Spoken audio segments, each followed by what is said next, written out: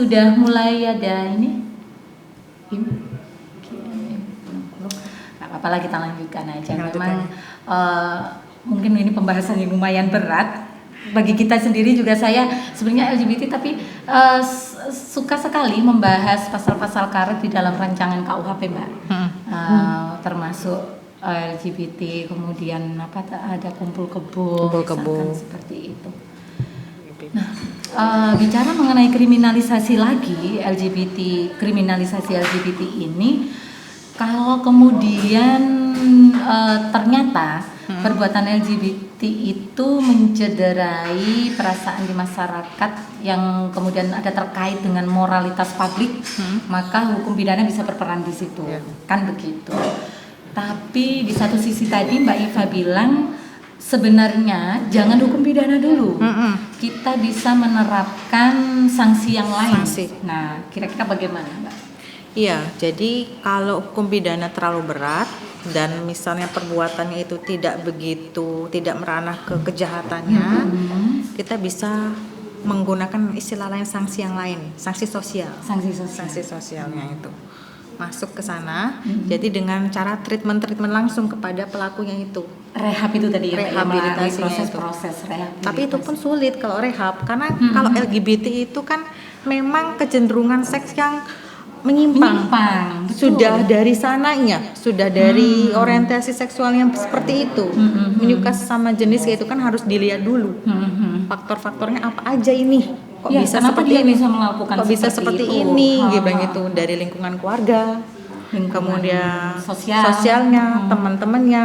Terus kenapa dia bisa, apa emang dari lahir seperti itu, atau memang karena ada faktor lain sehingga membuat dia seperti kayak gitu loh.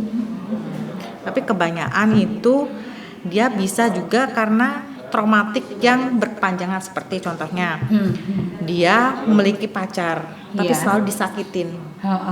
Disakitin, curhat sama teman perempuannya, merasa nyaman lah di sana. Betul. Timbullah rasa mungkin karena saya sering disakiti oleh percintaan lawan jenis. Kemudian timbullah temannya itu kebetulan juga kelainan seks. Itu ternyata temennya kelainan. Sudah. Dari sana mungkin bisa saling nyaman. Udah timbullah rasa suka itu di situ. Jadi itu kalau misalnya tahap itu ya harus direhabilitasi, penyebabnya apa aja. Betul. Kalau kita bicara kejahatan terhadap kesusilaan ya Mbak ya, korban-korban kenapa? Boleh. Oh iya para follower, sambil kita berbicara santai seperti ini, silakan bagi yang mau mengajukan pertanyaan, kita open Q&A di sini. Ini menarik sekali, dari tadi kita sudah berbincang banyak mengenai LGBT, terutama kriminalisasi LGBT. Silakan para follower bisa bertanya langsung ketika live IG. Mungkin kita bisa lanjutkan ya Mbak. Kalau tadi dikatakan saya begini, kalau bicara kejahatan kesusilaan itu yang menjadi korban atau pelaku dari kejahatan kesusilaan itu kebanyakan orang terdekat kita, ya kan? Kalau misalkan kita bicara perkosaan, kemudian pencabulan, saya tidak bicara LGBT, karena LGBT belum dulu, karena LGBT bukan tindak pidana. Sepakat ya kita. Jadi teringat cerita kita sebelum kita live Mbak tadi. LGBT bukan tindak pidana. Sempat ujian, kemudian dosennya bilang itu bukan tindak pidana. Betul, bukan tindak pidana, wong baru mau dikriminalisasikan. Tetapi kalau kita bicara kejahatan kesusilaan, misalkan perkosaan, pencabulan, itu kan sudah menjadi tindak pidana. Korban, pelaku korban ini kebanyakan orang terdekat kita ya Mbak ya. Apakah kemudian teman-teman LGBT ini juga merasakan demikian? Selain misalkan tadi hubungan sesama jenis, dia merasa tersakiti dengan hubungan lawan jenis, kemudian dia beralih fungsi merasa nyaman dengan teman sesama jenis, apakah juga kemudian di masa dia ketika kecil dia pernah mendapatkan semacam pelecehan seksual, kejahatan seksual, mohon maaf, misalkan dicabuli atau mungkin diperkosa atau apa, bisa ya Mbak seperti itu? Bisa, itu faktor juga itu. Faktor juga yang menjadikan kemudian dia beralih fungsi dari apa namanya Mbak ya, disfungsi seksual seksual seperti itu. Masih belum ini. Rupanya para follower kita jelas apa enggak ya Mbak? Kok enggak bertanya? Ini jadi ingat kalau kita ngajar di kelas ataupun ngajar daring, ada pertanyaan apa enggak? Diem semua. Bukan enggak seperti itu ya Mbak? Jelas atau blas? Kan kayak gitu, jelas atau blas? Blas Bu, misalnya seperti itu. Oke. Mungkin Mbak Iva mau menambahkan lagi mengenai LGBT, artinya lebih kepada kriminalisasinya. Ini bagaimana? Ini kan rancangan KUHP memang belum disahkan ya Mbak ya? Belum. Masih hampir disahkan akhir tahun kemarin, tapi kemudian nggak tahu apa yang terjadi nih pemerintah kita. Saya pribadi sebagai dosen hukum pidana itu Mbak, berharap kita mempunyai KUHP bikinan kita sendiri, karena kita sudah menunggu lama, hampir puluhan tahun. Nah, bagaimana nih Mbak bicara rancangan KUHP? Kalau rancangan KUHP-nya mungkin udah semua diatur di sana. Cuma ada beberapa pasal di poin pasal itu yang memang harus ditambahkan. Terkait dengan LGBT itu misalnya. Kalau dikriminalisasi ya? Iya, kalau jadi dikriminalisasi. Misalnya perempuan dengan perempuan sesama jenis melakukan perbuatan sesama jenis dan menimbulkan adanya kekerasan atau sampai kematian, dihukum pidana berapa tahun gitu. Harus ditambahkan di dalam rancangan poin-poinnya itu. Itu kan yang sekarang ada kalau tidak salah di pasal 495 KUHP ya Mbak, itu kan pasal tentang pencabulan. Upaya kriminalisasi itu salah satunya juga upaya perluasan pasal. Nah, saya lihat di 495 KUHP itu yang ayat 1 dia mengatur pencabulan dewasa dengan anak-anak. Kemudian yang rencana LGBT mau dikriminalisasi ini kan dari pasal 2 kalau nggak salah ya Mbak, itu mengatur pencabulan dewasa dengan dewasa. Tapi apakah masuk seperti yang Mbak Iva bilang itu tadi, ada tambahan unsur menimbulkan kekerasan bahkan sampai kematian? Belum. Itu belum. Makanya harus digodok, ditambahkan poin itu supaya jelas aturannya. Jadi kita tidak Mbak ya, dari obrolan ini tadi sepertinya sudah mulai mengerucut kita bukan LGBT-nya yang dikriminalisasikan, tetapi LGBT yang menimbulkan efek lanjutan. Seperti kita bicara penganiayaan Mbak, ada penganiayaan biasa, ada kemudian di pasal 351 itu kan di bawahnya bila penganiayaan itu menimbulkan kematian maka dia pidananya menjadi berat. Apakah semacam itu? Ya. Betul. Gitu. Jadi harusnya, tapi kenapa alot ya Mbak di DPR? Kenapa menjadi alot kalau kemudian kita bisa menyumbangkan pemikiran? Kita masih junior ya Mbak. Seharusnya para begawan-begawan hukum pidana ini, bapak-bapak profesor ini, kalau kita berpikiran LGBT bisa dikriminalisasi manakala menimbulkan efek lanjutan berupa kekerasan atau bahkan menimbulkan kematian. Nah, itu kenapa sangat alot? Karena kita sudah terbiasa dengan kodifikasi Kitab Undang-Undang Hukum Pidana Barat. Udah terlalu lama. Makanya ketika pembuatan itu di DPR butuh bertahun-tahun, butuh pemikiran-pemikiran itu dan aspirasi yang banyak dari dosen, praktisi, semuanya itu harus didatangkan semuanya untuk membahas itu di dalam pasal itu di RUU itu apa aja sih yang harus dibahas, itu harusnya melibatkan semua. Tidak hanya orang DPR aja. Gitu.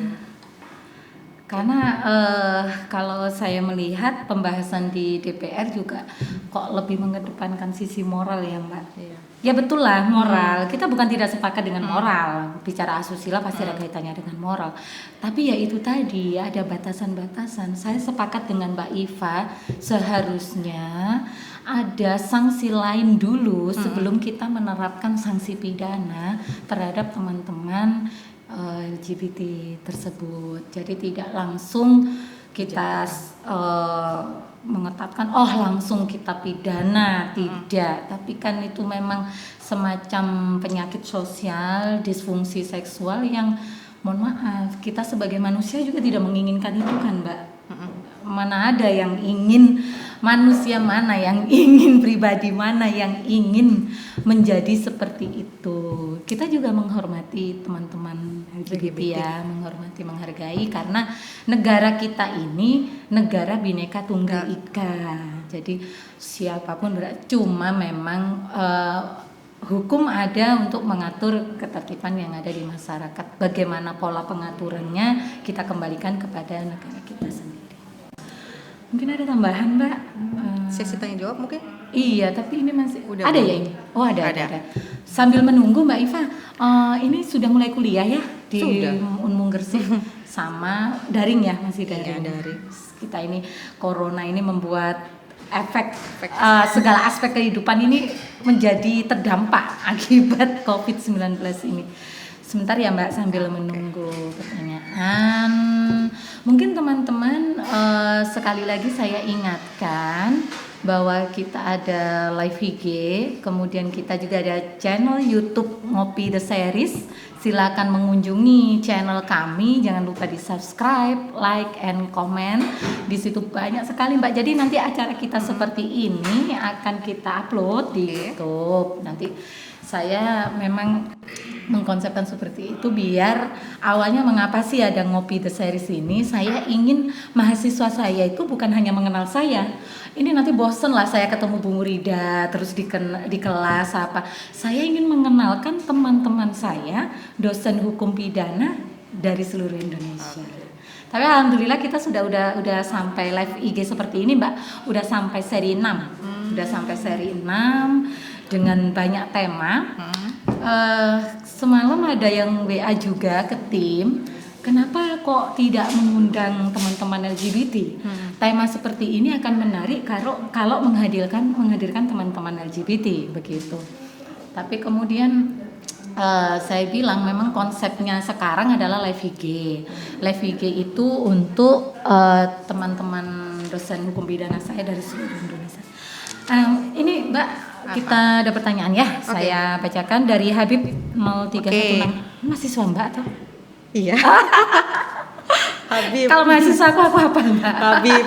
Halo Habib. Halo Habib. Ini bertanya sama dosennya. Ya, gimana Habib? LGBT melanggar norma-norma kesusilaan yang sudah diatur dalam undang-undang. Mungkin perlunya bimbingan psikologis dan spiritual. Adanya rehabilitasi bagi korban atau pelaku. Iya, betul. Itu betul. Rehabilitasi dan korban bagi pelaku, nggak hanya pelakunya aja, korbannya juga iya, karena itu menimbulkan traumatis, Habib. Kalau LGBT ini kan dua-duanya ini bagaimana ya Mbak posisinya? Ada begini, kalau LGBT-nya suka sama suka kan tidak bisa kita sebut sebagai pelaku dan korban. Iya. Kecuali ada unsur paksaan, kekerasan, misalkan dalam perkosaan jelas ada pelaku ada korban. Ini bagaimana Mbak? Kalau sama-sama suka, dua orang yang saling mencintai, LGBT perempuan dengan perempuan, itu mungkin treatmentnya bukan rehabilitasi, mungkin treatment ke psikologinya aja. Keadaan jiwa mereka itu gimana gitu pada saat melakukan hal itu. Karena kan mereka sama-sama saling suka, nggak ada unsur paksaan. Tapi cuma dilihat dulu Habib di sini. Itu karena kan nggak normal, yang membuat itu kan nggak normal dan meresahkan masyarakat gitu loh. Meresahkan masyarakat khususnya keluarga, orang tua dari korban, baik pelaku maupun apanya itu harus di treatment juga secara psikologinya. Kenapa bisa seperti ini gitu loh. Jadi bukan hanya pelaku, bukan hanya penyuka sesama jenisnya ya Mbak, kita juga perlu mungkin semacam assessment kepada keluarga, lingkungan sekitar dan lain sebagainya. Kalau penyuka sesama jenis yang tidak ada paksaan ini Mbak, pernah nggak menjumpai Mbak Iva kasus nyata di masyarakat? Tentang apa? LGBT ini, maksudnya mungkin ada, mohon maaf, teman, saudara. Ada. Ini bisa diceritakan Mbak. Hal-hal seperti ini kan menarik. Apa yang kita alami di dunia nyata, di masyarakat. Kalau kita mengalami ya Mbak, bisa kita share sebagai pengalaman kepada para follower, kepada mahasiswa kita dan lain sebagainya. Bagaimana Mbak? Jadi ini adalah kasus yang memang benar-benar nyata. Kasusnya ini adalah berkaitan dengan tadi seorang gay. Jadi posisinya itu karena ada yang bertindak sebagai perempuannya dan ada yang bertindak sebagai lelaki, itu untuk sama jenis. Misalnya dua orang perempuan yang saling mencintai, dia itu ada yang bertindak sebagai perempuannya dan ada yang laki-laki. Kalau bertindak sebagai seorang lelaki, biasanya itu dominan, itu lebih posesif karakteristiknya. Nah, itu ditandai dengan rambutnya biasanya agak cepat. Oh, karena dia memposisikan sebagai laki-laki. Okay. Cepat, pendek, dan sikapnya mungkin juga sok garang ya, garang gitu. Padahal dia perempuan.